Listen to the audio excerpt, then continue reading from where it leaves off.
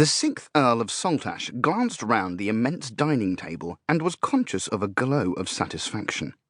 It was an emotion not shared by his butler or by his steward, each of whom had served the 5th Earl and remembered with a wealth of nostalgic detail the various occasions upon which the state dining room had been used to entertain royalty, foreign ambassadors, and ton parties of great size and brilliance.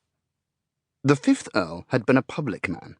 It was otherwise with his son, who had neither the desire nor the ability to fill a great office.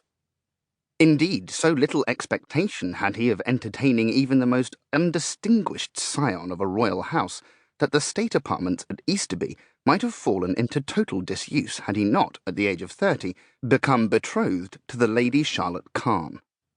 This, since he was the sole surviving son of the 5th Earl, he could not but consider to be a matter of considerable family importance, and to mark it he had summoned to Easterby, to meet his prospective bride, every available member of the House of Staple.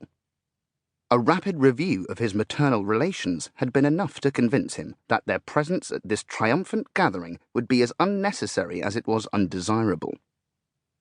To the Staples he was a person of consequence, the head of his family, and not even his masterful sister Albinia would withhold from him, in public, the respect to which his position entitled him. It was otherwise with the Timbercombes, owing him no allegiance, and it did not take him more than a few reflective minutes to decide that his marriage did not concern them. So 20 persons only sat down to dinner under the painted ceiling in the state dining room, and the Earl, seated at the head of a table loaded with plate, and bearing as a centrepiece an enormous epergne, presented by some foreign potentate to the 5th Earl, looked around him with satisfaction. It mattered nothing to him that the room was over-large for the company, and that the gentlemen outnumbered the ladies by 2. The Staples had responded in the most gratifying way to his invitation, and were behaving, even his formidable Aunt Caroline, just as they ought. He could see that Lady Melksham, his future mother-in-law, was impressed. With most of the Staples she was already acquainted, but she had not until today met his Uncle Trevor, the Archdeacon, who was seated beside her, or his huge cousin John. His unmarried aunt, Maria, who kept house for him, had suffered a little qualm about John's lowlier position at the dining table, but she had yielded to the Earl's wish. She knew, of course, that an archdeacon must take precedence over a retired captain of Dragoon Guards, but the Archdeacon was her younger brother, and it was difficult for her to realize that he had any particular standing in the world.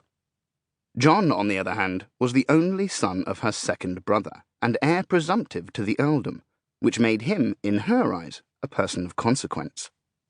She ventured to say as much to the Earl, and he was not displeased. He felt it to be a very just observation. "However, I dare say dear John won't care where he sits," had added Lady Maria comfortably. The Earl felt that this was regrettably true. He was very fond of John, but he thought him far too careless of his dignity. Probably his years of campaigning in the Peninsula had made him forgetful of what was due to himself and the name he bore.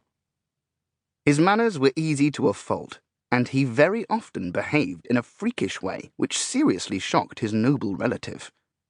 His exploits in the Peninsula had made him a byword amongst his fellow officers, and one at least of his actions since he had sold out in 1814 had seemed to the Earl unbecomingly whimsical. No sooner did he learn that Napoleon was again at large than he returned to the army as a volunteer, and when the Earl had shown him that duty did not demand such a sacrifice of his dignity, he had burst out laughing and had exclaimed, "Oh, Beavis, Beavis! You don't suppose I'd miss this campaign, do you? I wouldn't, for a fortune. Duty be hanged."